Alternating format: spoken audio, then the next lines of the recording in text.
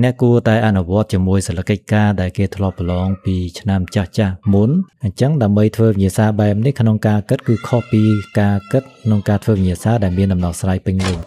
ចំពោះការប្រឡងអ្នកនឹងទទួលបានពិន្ទុខ្ពស់ប្រសិនបើអ្នកអនុវត្តតាមវិធីសាស្ត្រខាងក្រោមនេះដំណាក់កាលសំខាន់នៅក្នុងការប្រឡងគឺមាន3ទី1គឺពេលចាប់ផ្ដើមភ្លាមទី2គឺកំឡុងពេលដែលធ្វើវិញ្ញាសានិងទី3នៅពេលជិតចប់ម៉ោងនៅពេលដែលអ្នកទទួលបានសិលកិច្ចការភ្លាមអ្នកគួរតែពិនិត្យមើលទៅលើសិលកិច្ចការរបស់អ្នកតើវាមានបញ្ហាដែរឬទេដូចជាមានការរហែកឬក៏អក្សរដែលព្រានចេញមកវាអត់ច្បាស់ឬក៏យ៉ាងម៉េចឬក៏មានការប្រឡាក់ប្រឡូកអ្វីមួយជាដើមប្រសិនបើសិលកិច្ចការនោះមានបញ្ហាអ្នកកុំបង្អង់យូរអ្នកគួរតែតាក់ទងទៅអនុរិយទទួលបន្ទុកថ្នាក់នោះដើម្បីធ្វើការផ្លាស់ប្ដូរជាបន្ទាន់បន្ទាប់មកទៀតភ្លាមនោះអ្នកត្រូវតែបំពេញព័ត៌មានផ្ទាល់ខ្លួននៅក្នុងសិលកិច្ចការនោះឲ្យរួចរាល់មុននឹងចាប់ផ្ដើមសំណួររបស់អ្នកសូមកុំចាំរហូតដល់អ្នកប្រឡងចប់ទើបបំពេញព័ត៌មានព្រោះហេតុដោយសារតែនៅពេលដែលចប់ម៉ោងអ្នកនឹងមានភាពស្លន់ស្លោដូចនេះអ្នកអាចនឹងភ្លេចដើម្បីបំពេញកថាបានបន្ទាប់មកទៀតអ្នកគួរតែអានសំណួរឲ្យលឿនដើម្បីស្វែងរកនៅលំហាត់ឬក៏ចម្ពោះណាដែលអ្នកចេះ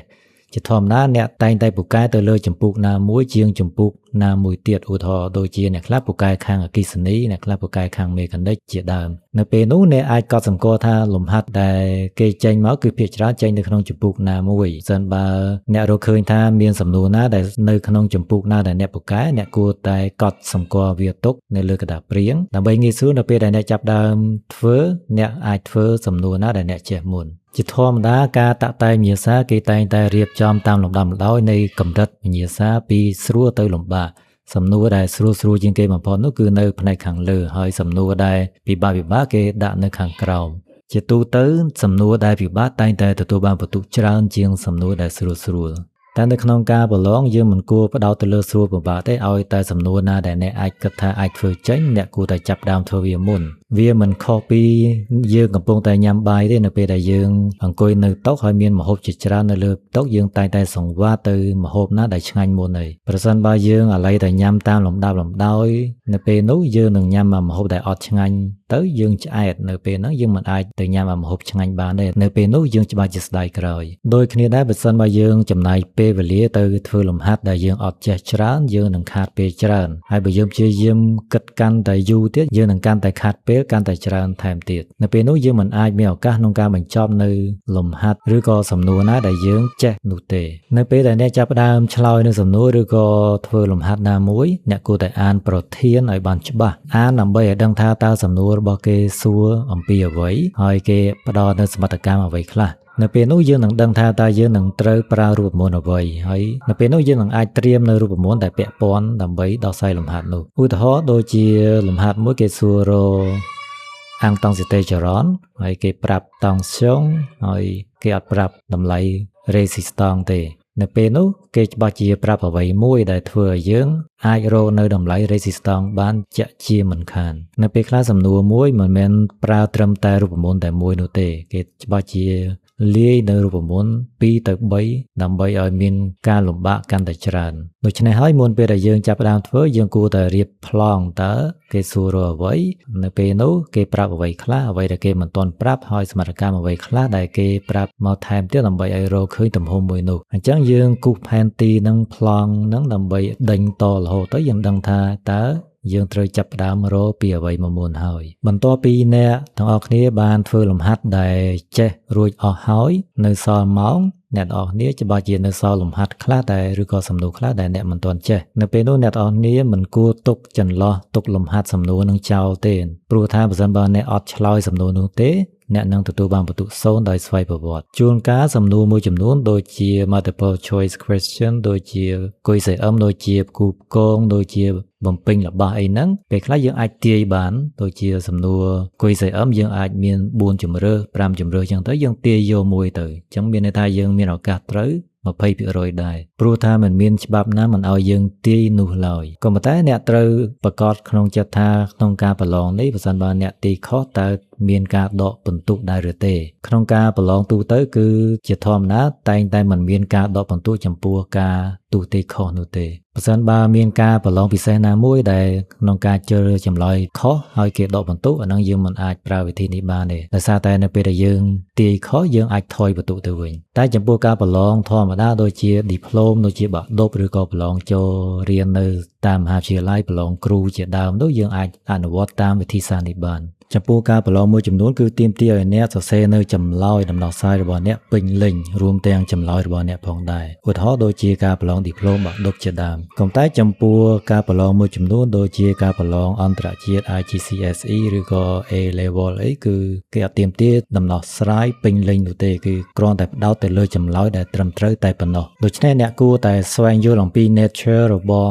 ការប្រឡងនីមួយៗឲ្យបានច្បាស់លាស់តើការប្រឡងនោះទាមទារឲ្យអ្នកសរសេរនៅដំណោះស្រាយពេញលេញឬក៏យ៉ាងម៉េចអ្នកគួរតែអនុវត្តជាមួយសិលឹកកិច្ចការដែលគេធ្លាប់ប្រឡងពីឆ្នាំចាស់ៗមុនដើម្បីឲ្យអ្នកត្រៀមខ្លួនរួចរាល់ក្នុងការប្រឡងជាក់ស្ដែងចំពោះការប្រឡងមួយចំនួនដូចជាការប្រឡងចូលវិទ្យាស្ថានបច្ចេកវិទ្យាកម្ពុជាហៅថា Techno ហ្នឹងគឺអត់មានតាក់ទងជាមួយដំណោះស្រាយអីទេគឺផ្ដោតទៅលើការជ្រើសរើសចម្លើយត្រឹមត្រូវតែប៉ុណ្ណោះអញ្ចឹងវាជាសំណួរគុយសអឹមអញ្ចឹងដើម្បីធ្វើវិញ្ញាសាបែបនេះក្នុងការគិតគឺខុសពីការគិតក្នុងការធ្វើវិញ្ញាសាដែលមានដំណោះស្រាយពេញលេញគឺទាមទារល្បឿនរបស់អ្នកគឺលឿនហើយការគិតរបស់អ្នកគឺផ្ដោតទៅលើចម្លើយតែប៉ុណ្ណោះនៅពេលខ្លះសំណួរ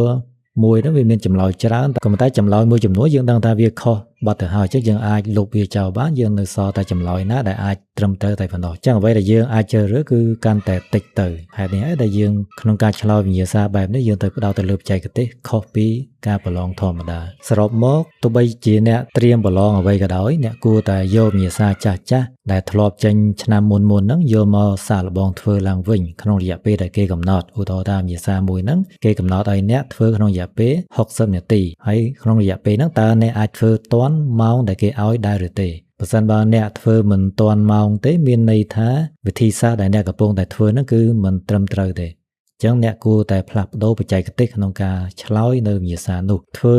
រហូតដល់អ្នកអាចធ្វើទាន់ក្នុងរយៈពេលដែលគេកំណត់ឲ្យនៅពេលនោះអ្នកមានន័យថាយល់ពីរបៀបក្នុងការប្រឡងមួយនឹងច្បាស់លាស់ហើយដូច្នេះនៅពេលដែលថ្ងៃប្រឡងពិតប្រាកដមកដល់គឺអ្នកមានអារម្មណ៍ថាជឿជាក់លើខ្លួនឯងដែលអ្នកបានត្រៀមខ្លួនរួចស្រេចទៅហើយជាធម្មតាការត្រៀមខ្លួនទុកជាមុនវាអាចបង្កើនភាពជឿជាក់របស់អ្នកកាន់តែខ្លាំងវាអាចកាត់បន្ថយការភិតភ័យការគាំង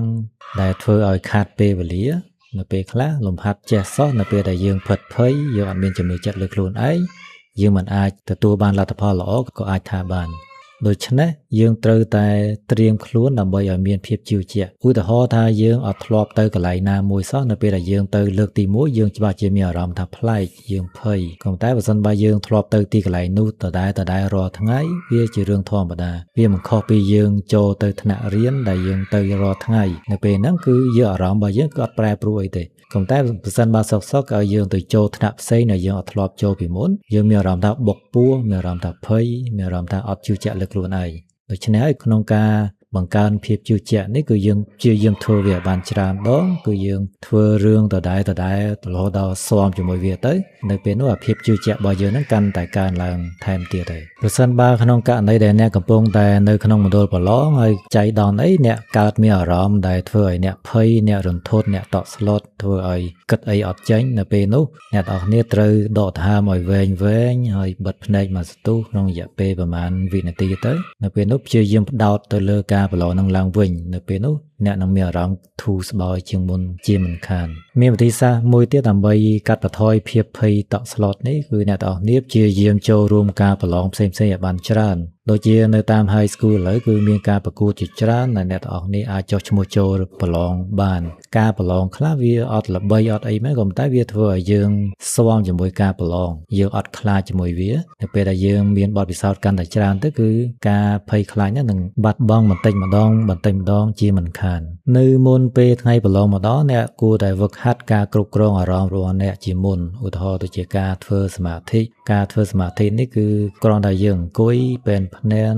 ឬក៏យើងដេកក៏បានយើងធ្វើកាយវិការណាមួយក៏បានក៏យើងផ្ដោតទៅលើដង្ហើមរបស់យើងគ្រាន់តែសង្កេតដង្ហើមចេញដង្ហើមចូលគ្រាន់តែយើងកុំគិតអ្វីទាំងអស់គឺផ្ដោតទៅលើបច្ចុប្បន្ន អាហ្នឹងគឺនិយាយរួមគឺជាវិធីសាស្ត្រមួយដែលផ្ដោតទៅលើការ focus ដែលការផ្ដោតទៅលើបច្ចុប្បន្នហ្នឹងពេលដែលយើងផ្ដោតទៅលើបច្ចុប្បន្នគឺយើងភ្លេចអតីតកាលភ្លេចអនាគតកាលដែលធ្វើឲ្យយើងហ្នឹងមានភាពជឿជាក់ទៅលើបច្ចុប្បន្ននេះយើងប្រឹងប្រែងធ្វើឲ្យខួរក្បាលរបស់យើងនេះគឺផ្ដោត 100% ទៅលើបច្ចុប្បន្នជាធម្មតាយើងភ័យដោយសារយើងតែងទៅលើអនាគតខ្លាំងពេកយើងអាចគិតថាអូវិញ្ញាសាដែលគេចេញមកនោះតែយើងធ្វើបានអត់យើងមិនទាន់បានសាកល្បងធ្វើមកយើងភ័យមុនហើយនៅពេលដែលយើងកុំផ្ដោតលើអនាគតច្រើនយើងគិតតែផ្ដោតទៅលើបច្ចុប្បន្នយើងអានវិញ្ញាសាយើងយកចិត្តទុកដាក់ទៅលើវានៅពេលហ្នឹងអារម្មណ៍របស់យើងផ្ដោតទៅលើបច្ចុប្បន្នឯងអាហ្នឹងឯងគឺជាកលឹះដែលធ្វើឲ្យយើងកាត់បន្ថយនៃការភ័យខ្លាចបានអញ្ចឹងបើសិនបើអ្នកទាំងអស់គ្នាមានវិធីសាស្ត្រអ្វីដែលល្អដែលគិតថាអាចមានប្រយោជន៍ដល់អ្នកទស្សនាផ្សេងទៀតសូមកុំភ្លេច comment នៅខាងក្រោមវីដេអូនេះ